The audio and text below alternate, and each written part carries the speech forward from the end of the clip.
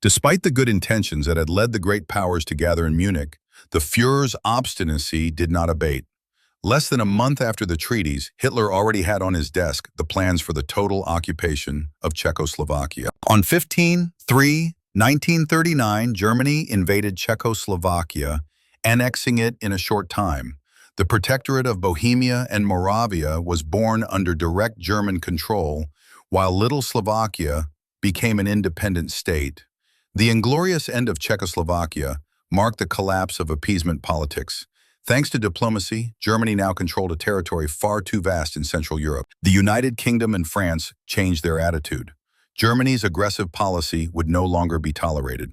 Belgium, the Netherlands, Greece, Romania, Turkey, and especially Poland joined a dense network of alliances managed by the two old powers. Hitler was undeterred. He still believed he had room to maneuver. Born after the First World War, Poland was a natural enemy of Germany. Not only did it occupy vast territories of German culture, but by controlling the port of Danzig, it also split the territories of the Reich in two.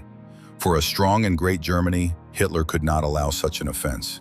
East Prussia had to be reunited with the territories of the Reich at any cost. At the end of March 1939, the Third Reich claimed possession of Danzig, a city with a German majority. Hitler wanted to start negotiations to resolve the issue, but after Czechoslovakia, no one wanted to make deals anymore. Patience toward the Third Reich had reached its limits. France and the United Kingdom moved to manage the crisis, declaring, however, that this time they would not tolerate a German military solution. Quote, a clear signal that they were ready for war to defend the integrity of the Polish Republic. While the Western powers were distracted, Mussolini decided to seize the opportunity. In April 1939, the small Balkan state of Albania was occupied by Italian troops. After the Ethiopian campaign of 1935, Mussolini had decided which side to take. France and the United Kingdom let it go. Bringing Italy into the war would have been too risky. Despite pressure from the Allies, Poland refused to negotiate with Hitler, and tensions in Europe remained extremely high. As if that weren't enough, in May 1939, Mussolini accepted Hitler's request to join in a military alliance. The Pact of Steel was born. The Rome-Berlin axis became an offensive alliance. The pact stated that in the event of war for either the Third Reich or the Kingdom of Italy, the other would have to enter the conflict at its side. The alliance immediately caused a stir. The Pact of Steel, with its aggressive spirit, was a promise of open conflict on European soil. War was becoming more and more a certainty. Mussolini and his foreign minister, Ciano, knew, however, that Italy was not ready for war, at least not for another 2 or 3 years.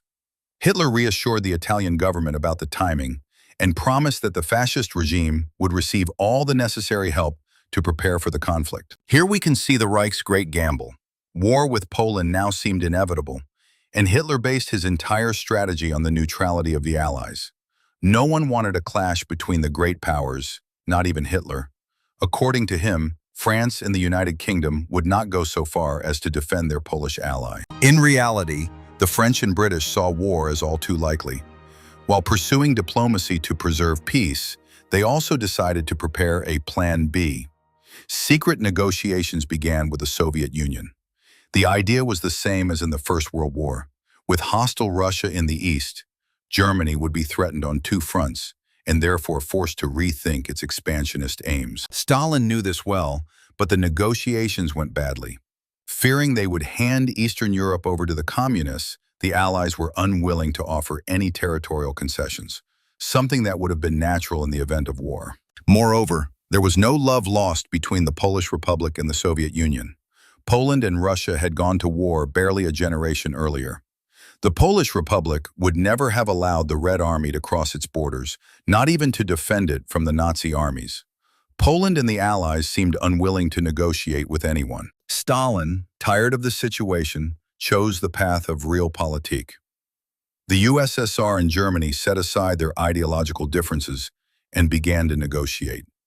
On 23/08/1939, the foreign ministers of the two countries met in Moscow to come to terms.